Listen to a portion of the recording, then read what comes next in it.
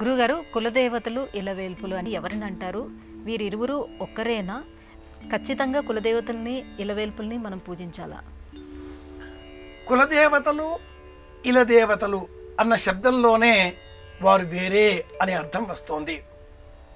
ఇలదేవతలు ఈ లోకానికి సంబంధించిన మనకు ఇష్టమైనటువంటి ప్రీతిదాయకమైనటువంటి దేవతా స్వరూపాలు.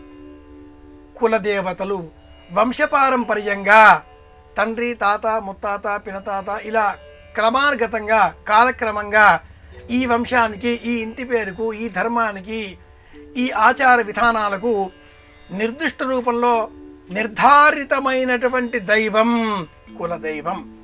ఇది ఎలాగో కుల వృక్షాలు కూడా అలాగే ఉంటాయి. వృక్షాల స్వరూపాన్ని కూడా తెలుసుకోవాలి. రామచంద్రమూర్తికి కులదైవం సూర్య భగవానుడు కనుక సూర్యుడిని రామచంద్రమూర్తి ఆరాధించేటటువంటి ఆచారం శ్రీరామాయణంలో మనకు తెలిసి వస్తుంది.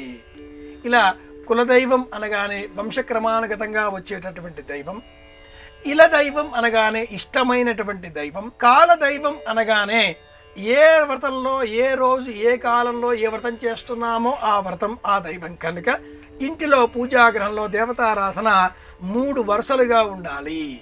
పై వరస కులదైవం, మధ్య వరస ఇలవేలుపు, దిగువ వరస ఈ కాలంలో మనం చేసేటటువంటి అర్చన. రోజువారీగా సంకట చతుర్థి ఒకరోజు, మంగళగౌరి ఒకరోజు, శ్రావణ శుక్రవారం ఒకరోజు, శ్రావణ శనివారం వెంకటేశ్వర దీపారాధన ఒకరోజు, శ్రావణ సోమవారం ఒకరోజు, ఇలా నిత్యంగా వచ్చేవి కనుక ఆ 3వ వరుస నిత్య దేవతారాధన ఇలా చేసుకోవాలి.